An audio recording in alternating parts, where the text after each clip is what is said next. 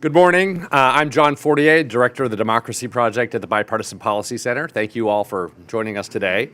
We are here to talk about an important institution or overseer of some institutions and with a report that has been the product of a year's worth of work by, I think, some of the most expert people in the subject. Let me show you the report first. Oversight matters. What's next for inspectors general? This report coming out today, can be found on the Bipartisan Policy website, bipartisanpolicy.org. It is a report that is the product of a task force that has been meeting for a year with former inspectors general, former members of the administration, both in cabinet positions as well as in management-oriented positions like OMB, and people who have worked on Capitol Hill in oversight positions. Now, this subject is important, I think, for our interest in institutions because it is an executive branch position, the Inspector General, that has oversight responsibilities within a department and helps ultimately, I think, keeping our departments honest and also improving their capacity to manage and govern.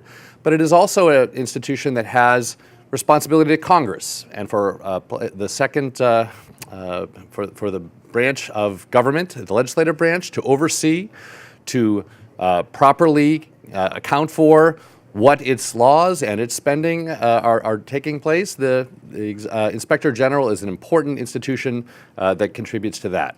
So what we have today is a series of two panels, beginning with Dan Blair. Dan Blair is the leader of this task force. We have brought him to BPC to really run this work and to run much of our work on oversight, congressional oversight in particular.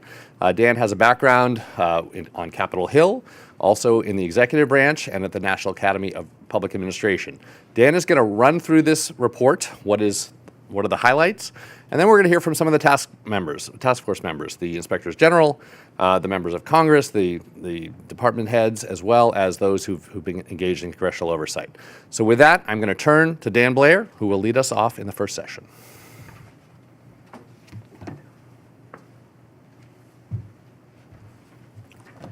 Thank you, John. Those are very kind words. Very much appreciate that introduction, and it's been a real pleasure working with you and Matt Weil during this project.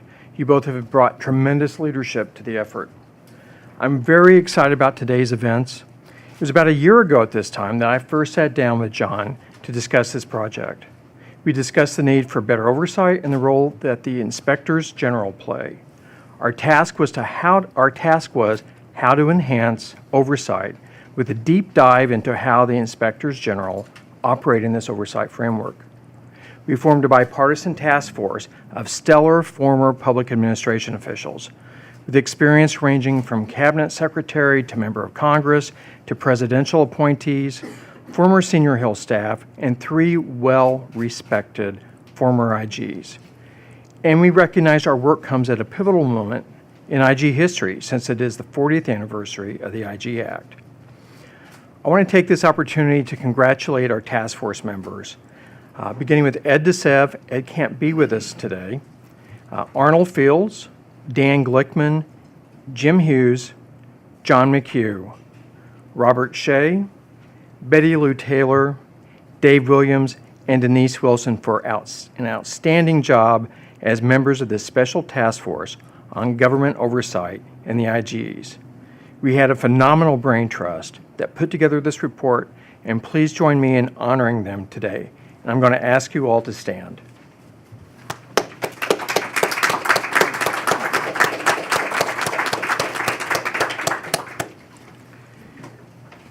During our meetings over this past year, we had first-class, knowledgeable speakers, and I'd like to thank them all for their contributions to the report.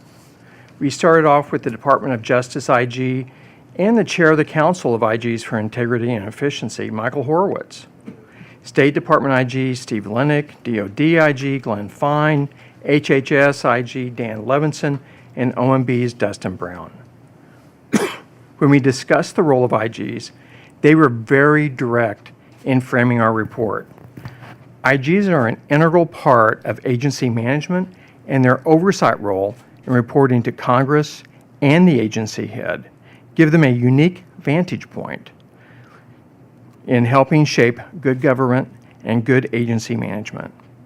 We heard from other luminaries too, the Comptroller General, seasoned Hill staffers who knew the value or know the value of IGs, including one of our panelists today, Beth Stein with the Senate Help Committee, IGs from the small agencies, well-known academics, fellow nonprofits with a mission to assist in good government, and media who cover IGs. I'm pleased to report that our publication today, Oversight Matters, What's Next for the IGs, is formally released. Copies are available in the back of the room, and this report makes concrete, actionable recommendations to the President, Congress, agency heads, IGs, and the Council of IGs for Integrity and Efficiency. And that council provides a government-wide forum for IGs and issues that they address. This morning, we have two panels to discuss our findings and recommendations. And our first panel will be moderated by my colleague, Michael Thorning. Michael, you were essential in putting this report together, and it's been a real pleasure working with you during this time.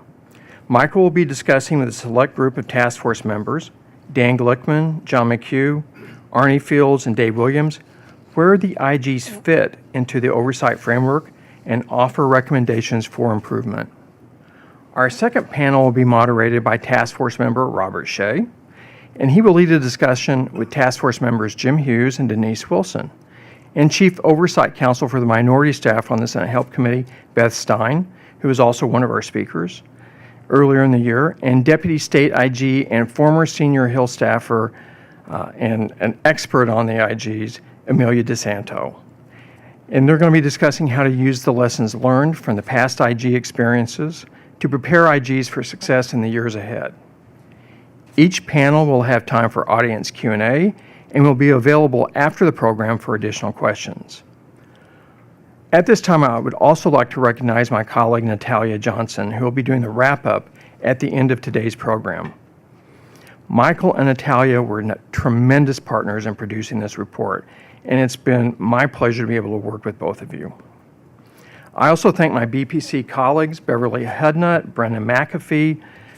Brenna kept our logistics straight and our task members informed. Our intern, Joshua Farrar, Carolyn Cooper, Toby Zakaria, and the entire BPC Democracy Project team. And also a very special thank you goes to our funders, the Democracy Fund and the Hewlett Foundation, for making this event and report possible. Every morning, it seems, we wake up with another headline reporting on waste, fraud, and abuse and what the IGs are doing to bring this to the public's attention. IGs are critical to executive branch oversight and the accountability and transparency necessary for public trust in our institutions. However, we recognize that most of their work is done outside the headlines, and developing constructive working relationships with agency management can help them and their respective department or agency address issues before they become problems that blow up and make headlines. The public good is best served by a constructive relationship between an IG and the agency. Congress created IGs not just as watchdogs to serve it in its own oversight needs, but also to assist agencies in better accomplishing their missions. We highlight in our report our observation that IGs and agency heads often keep too much distance between one another, resulting in missed opportunities to improve federal programs and operations. Agency heads tend to be wary of the IGs, fearing that their work may lead to an embarrassing report. And some IGs maintain excessive distance between themselves and the agency to bolster their independence. It's time for a culture shift. IGs need to be brought more into the fold of the management of the agencies while also respecting IG independence. They must have a seat at the agency table. This doesn't compromise their independence. On the contrary, it gives IGs insight into current agency priorities and activities and allows for IGs to be proactive in flagging issues that come to their attention, rather than waiting for problems to develop and claim credit for investigating them later. Congress has a role to play. It needs to support IGs and the council overseeing them. They need to engage IGs more in informal ways outside the public hearing process and use the IGs' work when they develop their oversight plans. And IGs can better engage Congress by making themselves and their staff more publicly accessible. And the IGs are evolving as an institution. We found the Council of IGs, otherwise known as SIGI, has made great progress since its inception 10 years ago. The focus on cross-cutting issues that span departmental and agency lines is welcomed and will continue to grow as our government tackles difficult policy choices that cross departmental jurisdictions. And we endorse efforts to give SIGI a dedicated funding stream, and in our report, we recommend some ways to do it. We note the number of vacancies in IG positions and urge the President to move promptly in nominating qualified candidates to fill vacancies, and urge the Senate to do its constitutional advice and consent on a timely basis. Our report goes into much greater detail, and to discuss these recommendations, I would now like to turn over the program to our first panel to be moderated by Michael Thorning. Good morning, Michael, and welcome to our task force members who will be joining him.